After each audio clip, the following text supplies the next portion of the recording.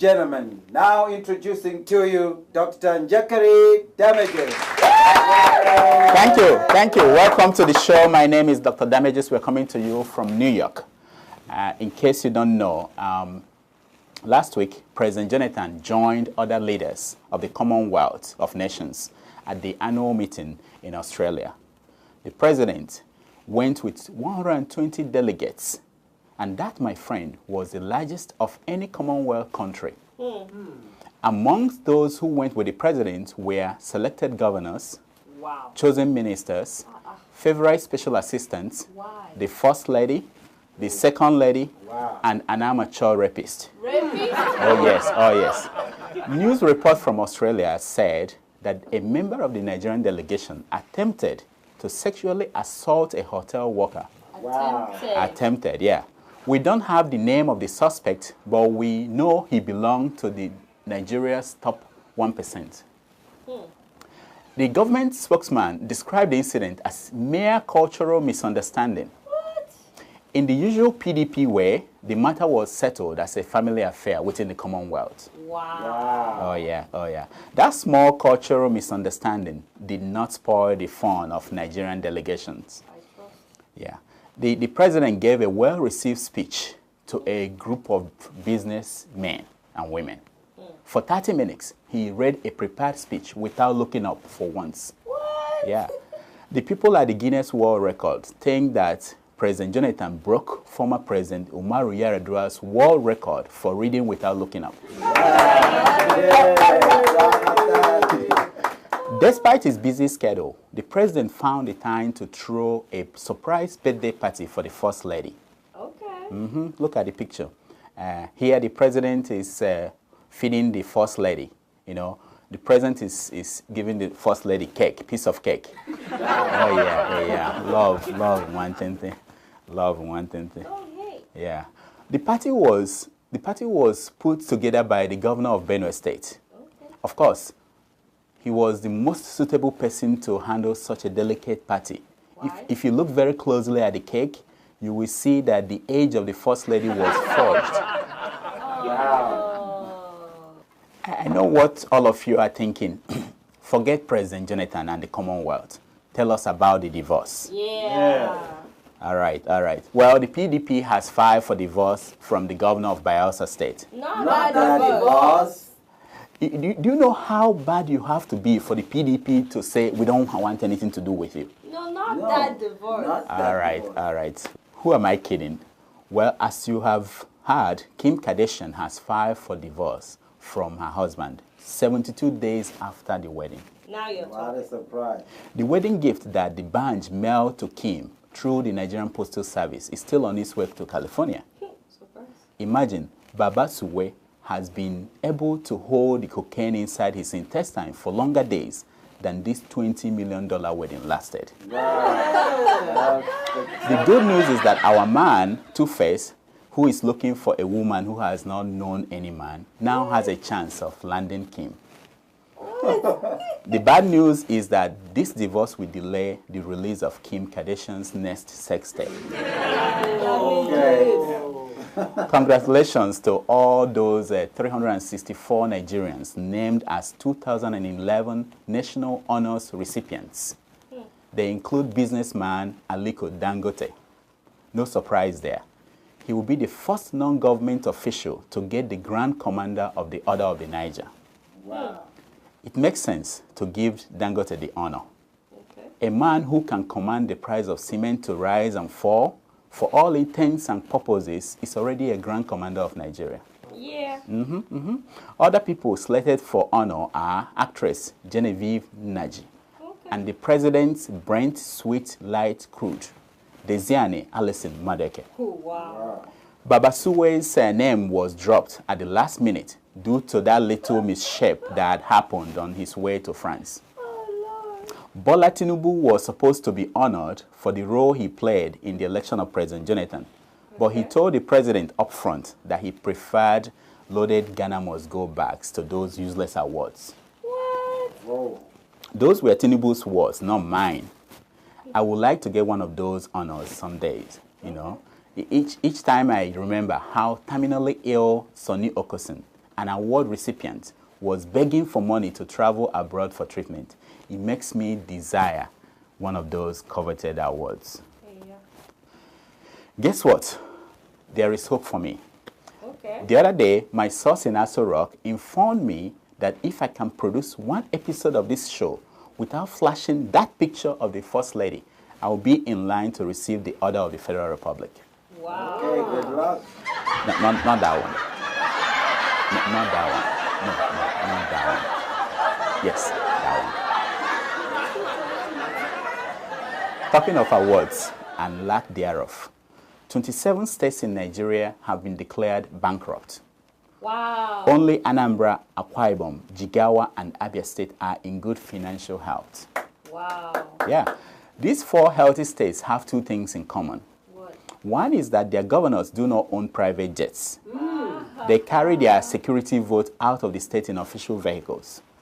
The other thing they have in common is that prisoners in those states live on less than 100 naira a day. What? That is being prudent.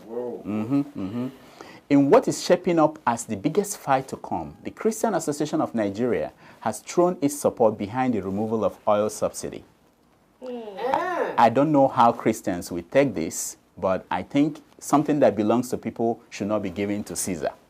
Preach it. But I understand that in heaven, as soon as Christian Association of Nigeria came out in support of the removal of oil subsidy, Jesus wept. Amen. Again. Oh, Lord. Meanwhile, more Nigerians are coming back from Libya after the death of Gaddafi. Wow. They are coming back with Gaddafi's robes. When we sell the robes, we can pay down Nigeria's debts. Yes. Amen. It is here again. Nigeria's external and internal debts stand at 6.02 trillion naira. Wow. T with a T. With a population of 165 million people, each of us owes 40 million naira. What? It will take us 50 years to pay it off. It will take you. More than our life expectancy. Unless you are Dangote, in which case you can pay it off if Nigerians are wise enough to hand over the rest of the country to him.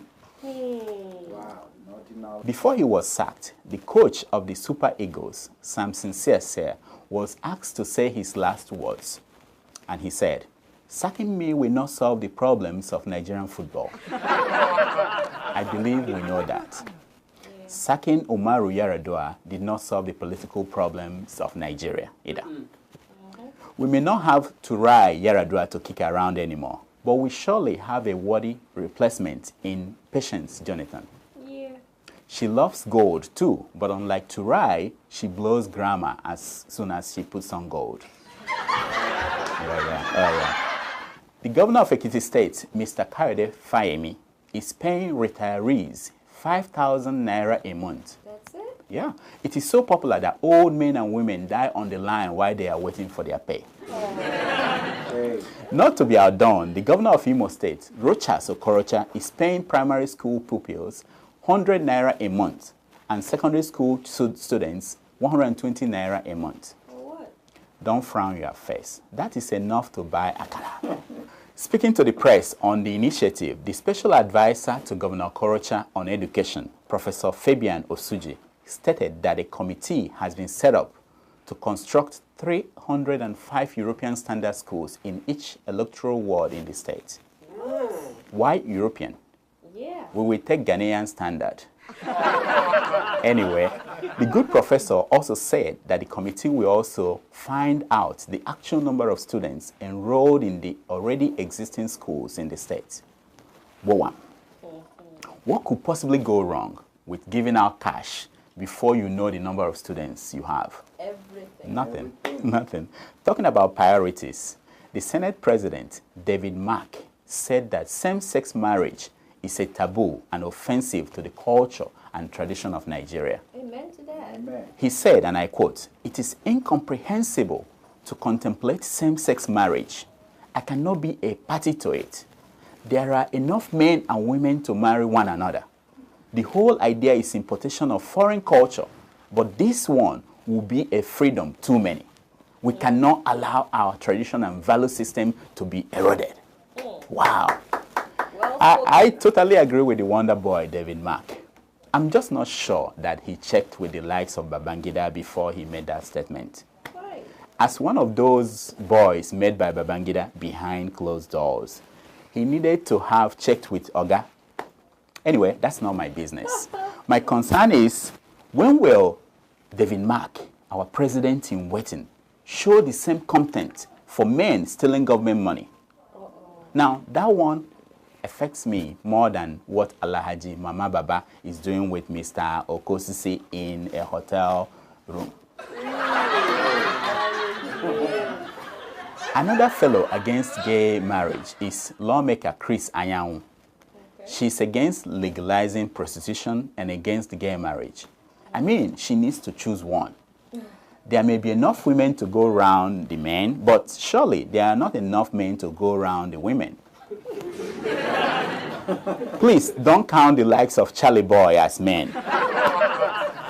Until next week, my name is Dr. Damages. I diagnose and you heal yourself. Damages! Damages! Thank you. Thank you.